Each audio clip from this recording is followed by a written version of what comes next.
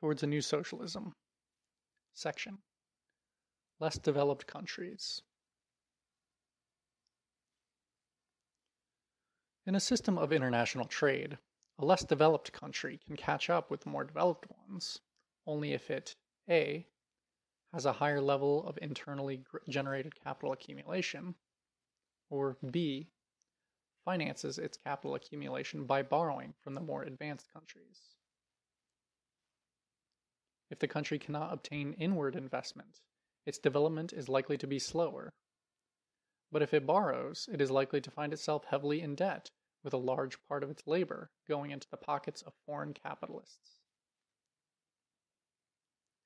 In an international system of socialist planning, on the other hand, resources can be allocated in the central plan to the development of more backward areas, without the question of borrowing ever arising.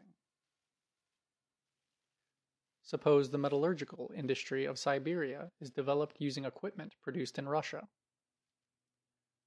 Under a trade system, these transfers would have to be met by credits, and Siberia would become a debtor of Russia. With international planning, no debts are incurred, as there is no transfer of ownership.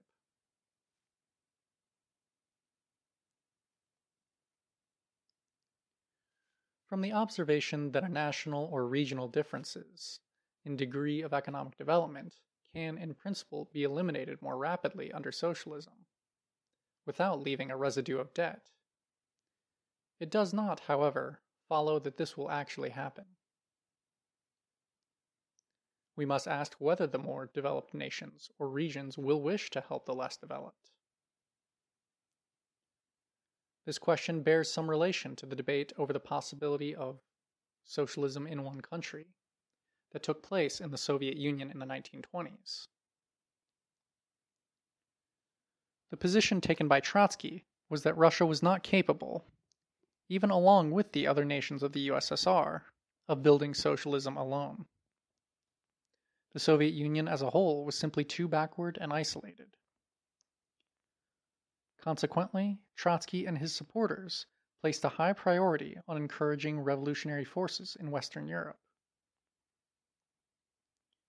Stalin, on the other hand, argued that the Soviet state had no choice but to go it alone following the defeat of the post-war revolutionary movements in Germany and elsewhere. The Soviets couldn't wait for the West.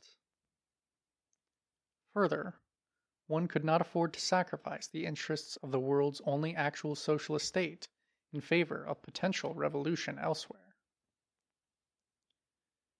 If the survival of the USSR involved reaching some kind of accommodation with the capitalist powers, and if this in turn placed limits on the ability of the Soviets to support revolutionary forces in the West, then so be it.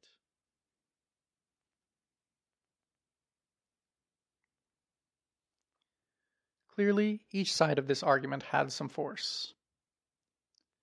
Trotsky's position could easily be represented as defeatist, given the non-appearance of the Western European Revolution.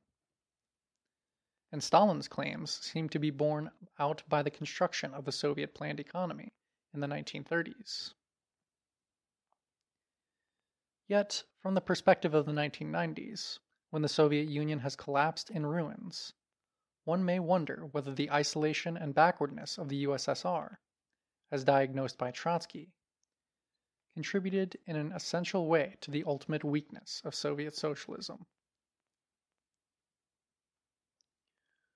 Of course, whether any alternative action on the part of the Soviets could have been more effective in breaking out of that isolation is highly debatable.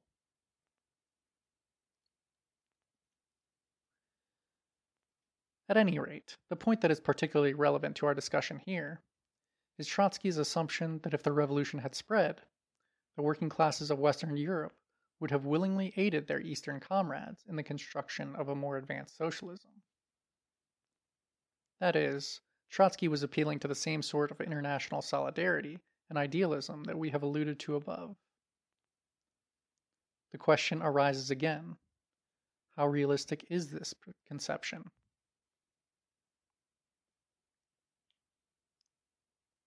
For comparison, it may be worth briefly considering the reasons why an advanced capitalist country may wish to stimulate the, quote, development, in some form or other, of less developed countries, LDCs. We can distinguish four sorts of reasons. 1. In order to exploit cheap labor available in the LDCs, which may also be used as a means of holding down wages in the metropolitan country. This may involve building factories and some infrastructure in the LDCs, but the labor farmed out to such countries is likely to be unskilled, assembly, and the like. 2. In order to develop sources of raw materials and primary products. Again, this may involve building up the industries of the LDCs to some extent, e.g. mining and plantation economies. But such development carries the risk that the LDC enters into a relation of dependency, relying upon only one or a few products for its export earnings, and hence becoming particularly vulnerable to adverse movement in terms of trade. In addition, large-scale extraction of natural resources may of course be associated with environmental destruction. 3. In order to develop markets in the LDCs for the products of the metropolitan economy. This reason was stressed by Rosa Luxemburg, who argued that in the absence of the continuous development of new markets, the advanced capitalist economies would be inherently subjected to crises of overproduction. 4.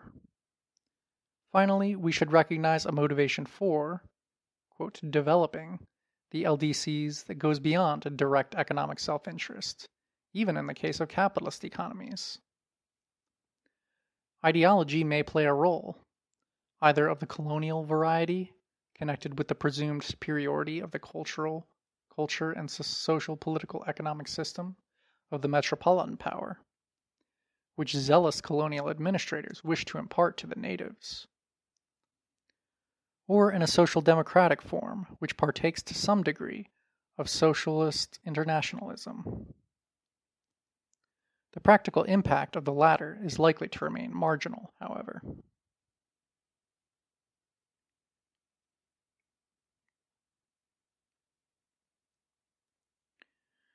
We may now ask how the above account relates to the possible motivations of an advanced socialist country in its relation with LDCs. Reason number 1 should be entirely absent in inter-socialist relations. Number 3 will also be irrelevant, as there should be no shortage of internal demand in a planned economy. That leaves 2 and 4.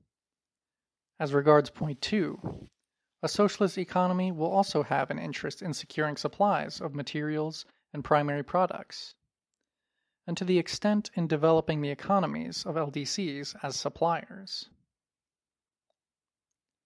From the standpoint of a socialist internationalism, however, one has to be careful with this sort of development path because of the dangers mentioned above.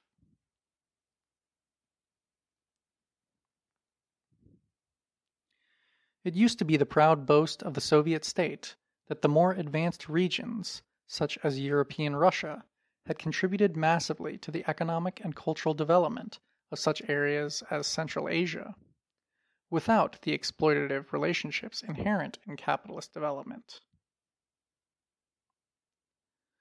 While this claim was not without merit, there are nonetheless real grounds for concern over the developmental path of, for instance, Uzbekistan, with its virtual monoculture in cotton. Unlike an LDC in the capitalist world outside of the USSR, Uzbekistan was not at the mercy of fluctuations in the world market price of cotton. On the other hand, the environmental destruction associated with the cotton economy has been particularly acute, with the Aral Sea being drained to service the massive irrigation projects required for growing cotton in the Central Asian desert. Although it should be said that ecologically reckless development policies were not confined to the periphery of the USSR.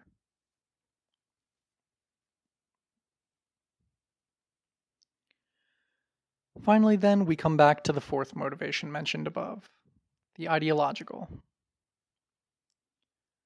One would hope that advanced nations or regions would be willing, in the context of socialism, to commit resources to aiding their less developed neighbors without relying upon any calculation of direct self-interest. Or, in other words, that the spirit of socialist egalitarianism would spill over regional and cultural boundaries. Is this too naive?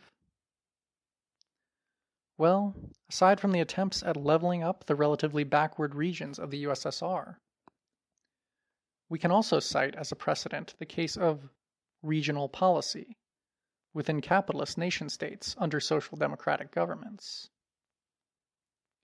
Such policies, which do seem to have involved real transfers of resources to less developed regions, have not been uncontentious, but nonetheless have been broadly accepted as legitimate. We would suggest that this case contains an important moral, particularly when the resource transfers involved in regional policy are compared with the relatively tiny amounts devoted to international aid.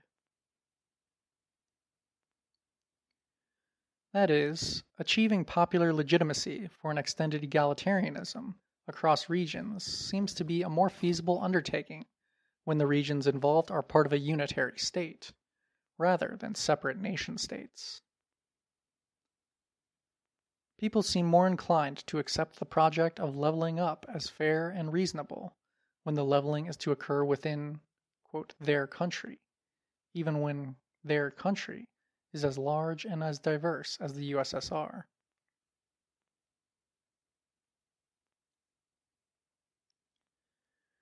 In the absence of a developed sense of supranational community, having its counterpart in shared state institutions, a system of developmental transfers will be perceived as disadvantageous to the more developed nations. National resentments may develop in the more advanced countries against the less developed. Examples of this were the demands made by the economically sophisticated Baltic republics of the USSR for economic autonomy, in the face of the declining legitimacy of the Soviet state. Any concessions made to the developed nations in these instances are at the expense of the less developed nations.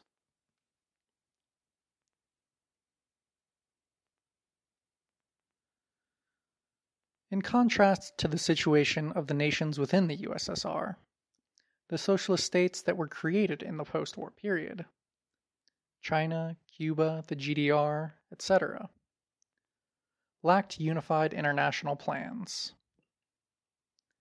Their economies related to each other as a series of distinct national properties. The division of labor between them was mediated by trade, which generally had to be balanced on a country-by-country basis. This represented a twofold disadvantage vis-à-vis the capitalist world. First, a system of bilateral trade balances provides less scope for the division of labor than is possible with multilateral trade and convertible currencies. Second, capitalist multinational companies organize an international technical division of labor, drawing up international plans for their production. Ford, for example, coordinates its car production on a worldwide basis, with particular national branches specializing in car bodies, engines, etc. Lacking this international organization, the socialist countries suffer from wasteful duplications of basic industries and small-scale production. End of section.